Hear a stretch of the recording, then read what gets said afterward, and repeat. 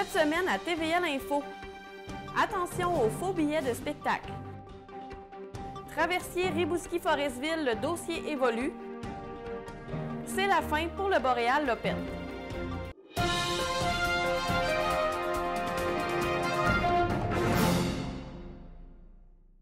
Commençons avec la vente de faux billets de spectacle. Isabelle Côté, Sandra Paquette et d'autres bécomois l'ont appris à leurs dépens. De faux billets de spectacle circulent sur Internet et les fraudeurs se plaisent à trouver leurs prochaines victimes. Elles ne sont pas les seules qui ont tenté de se procurer des billets pour le spectacle de Marc Laverdière au Centre des arts de Bécomo. L'humoriste, dont la popularité ne se dément pas, est utilisé par des personnes avec de mauvaises intentions pour gagner de l'argent frauduleusement. L'artiste sera en spectacle le 22 mars à Bécomo, après avoir fait plusieurs autres dates sur la Côte-Nord. Sur son site web, on affiche déjà complet pour cette soirée. C'est pourquoi les billets sont si recherchés par ceux qui n'en ont pas eu le temps d'en faire l'achat. Isabelle Côté est tombée sur l'annonce des 4 billets par hasard. Elle n'en cherchait pas vraiment, mais quand elle les a vus, elle s'est dit que ce serait le fun d'aller voir Marc Laverdière. La Bécomoise est rapidement entrée en contact avec le faux profil au nom de Christine Imbeau. Le fraudeur lui a répondu que les billets étaient toujours disponibles, se remémore Mme Côté, qui a tout de même pris le temps de visiter la page Facebook de la vendeuse. Cette dernière avait partagé des publications récemment et elle ressemblait à une mère de famille selon les observations de celle qui a perdu 86 $ dans cette histoire.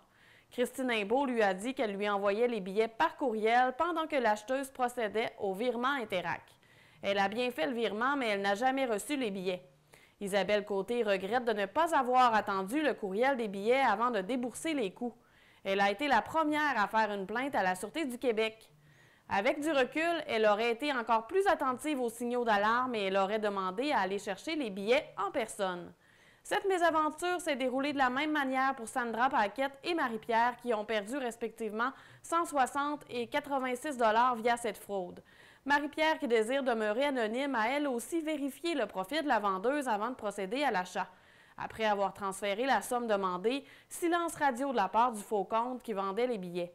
La Bécomoise a porté plainte à la Sûreté du Québec et elle ne sait toujours pas si elle pourra retrouver l'argent volé. De son côté, Sandra Paquette croyait qu'il s'agissait d'une fille de Bécomo qu'elle connaissait. Elle n'a donc pas fait preuve de prudence comme elle aurait dû. Elle a aussi procédé avec empressement à l'envoi du virement durant sa pause au travail.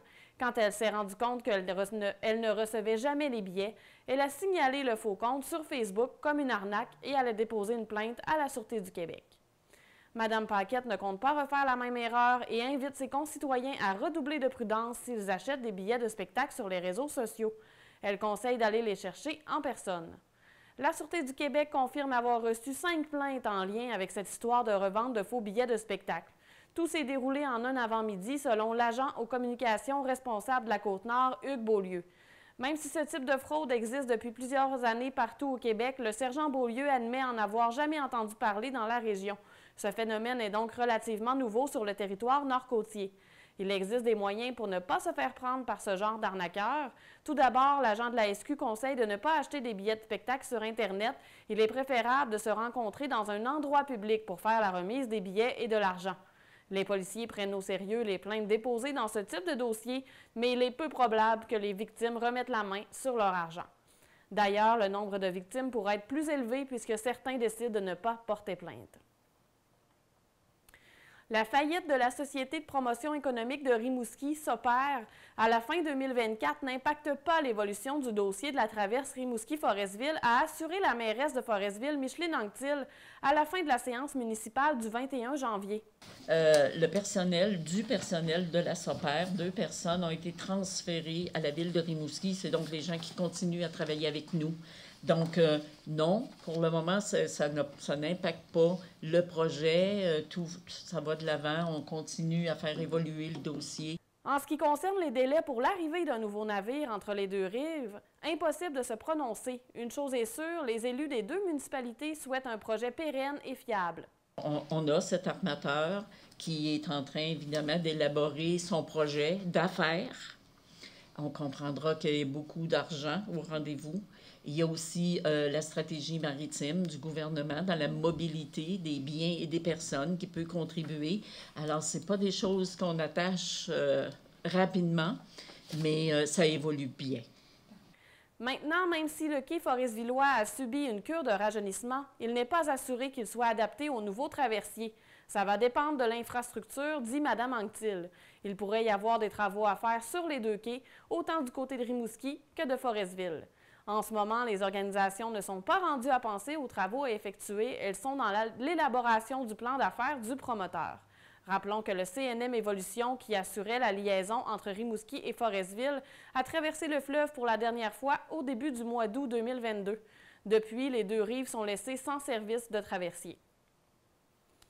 Des bourses de 12 000 et de 18 000 sont maintenant offertes aux étudiants de la Côte-Nord qui poursuivent des études en soins infirmiers au cégep de Bécomo et de Sept-Îles. Les personnes résidant dans la MRC de Manicouagan ou dans celle de Sept-Rivières recevront 2 000 par session, soit 12 000 tandis que les élèves domiciliés dans les autres MRC de la région mettront la main sur 3 000 par session, soit 18 000 au total.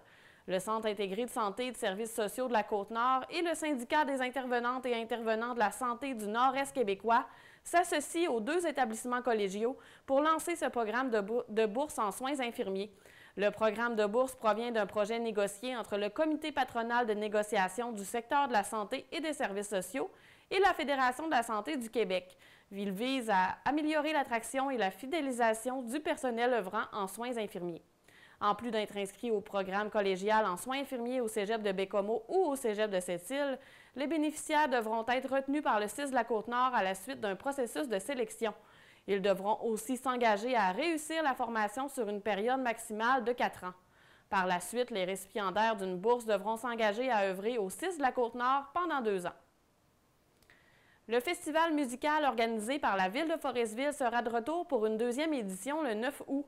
Forestville en chanson accueillera le groupe Les Gars du Nord. C'est ce qu'a dévoilé le conseil municipal le 21 janvier en séance ordinaire. Les élus ont résolu de signer le contrat avec les musiciens acadiens au coût de 17 000 excluant les taxes.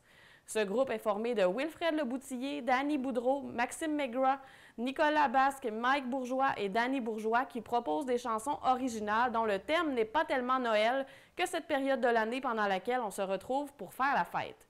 Dans un contexte intime et acoustique entre musique traditionnelle et cajun, les chansons sont écrites par Danny Boudreau et Wilfred Leboutillier. Cette formation établit depuis plus de 10 ans à 3 albums à son actif. La formule de Forestville en chanson sera sensiblement la même que l'an dernier. Le spectacle se tiendra au complexe Guy Ouellet pour prévenir contre les intempéries. Un seul groupe montera toutefois sur scène. En après-midi, on souhaite miser sur des activités familiales. Le comité organisateur doit encore se pencher sur la programmation. D'ailleurs, les élus ont entériné la composition du comité organisateur de l'événement via une autre résolution afin de permettre aux membres de solliciter des commanditaires au nom de la Ville. Le comité est composé de Gina Foster, directrice du service des loisirs, Dominique Tremblay, directrice générale de la Ville, Alison Durocher-Savard, directrice du développement économique, et un conseiller municipal s'y joindra également. Le conseil municipal de Forestville tient à voir les rues de la municipalité bien décorées et illuminées avant la période des fêtes. C'est pourquoi un concours de décoration de Noël a été organisé en décembre. Un jury s'est prononcé à la suite d'une visite dans toutes les rues. Il y avait 4 catégories, soit les maisons mobiles, les résidences, les commerces et les institutions. Tous les gagnants méritaient un chèque de 100 $. Au niveau des résidences, le prix est remis à Lison Pigeon. C'est Steven Boivin-Fortin qui remporte chez les maisons mobiles. Dans la catégorie des commerces, l'atelier Linda Isabelle a été choisi. Et du côté des institutions, Villa Forestville a été récompensé, représenté par Claire Gagné. Le dévoilement s'est déroulé à la salle municipale lors de l'Assemblée du Conseil le 21 janvier.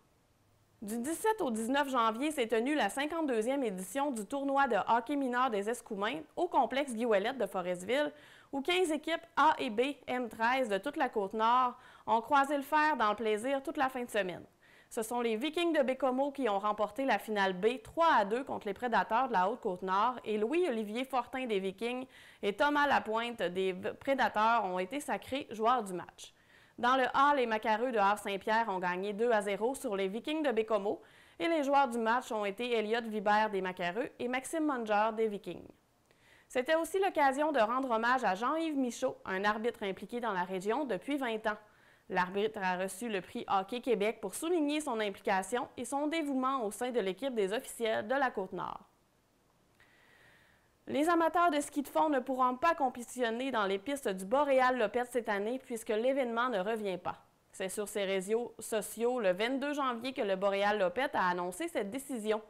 À tous nos bénévoles participants et commanditaires des années passées, le Boréal-Lopette 2025 n'aura pas lieu, est-il écrit dans la publication signée par les 3 fondateurs, Éric Maltais, Gino Jean et Dave Delaunay. Ces derniers remercient tous les participants pour leur fidélité au cours de ces années qui ont fait vivre à tous des expériences mémorables et parfois intenses. Le trio affirme terminer sur une bonne note puisque l'édition 2024 a été un vif succès à tous les niveaux. La compétition hivernale en était à sa 20e édition l'an dernier. D'ailleurs, cette édition a été tenue à bout de bras puisqu'elle devait au départ être annulée. Finalement, des mains se sont levées pour la sauver. C'est ce qui met fin à ce bulletin d'information.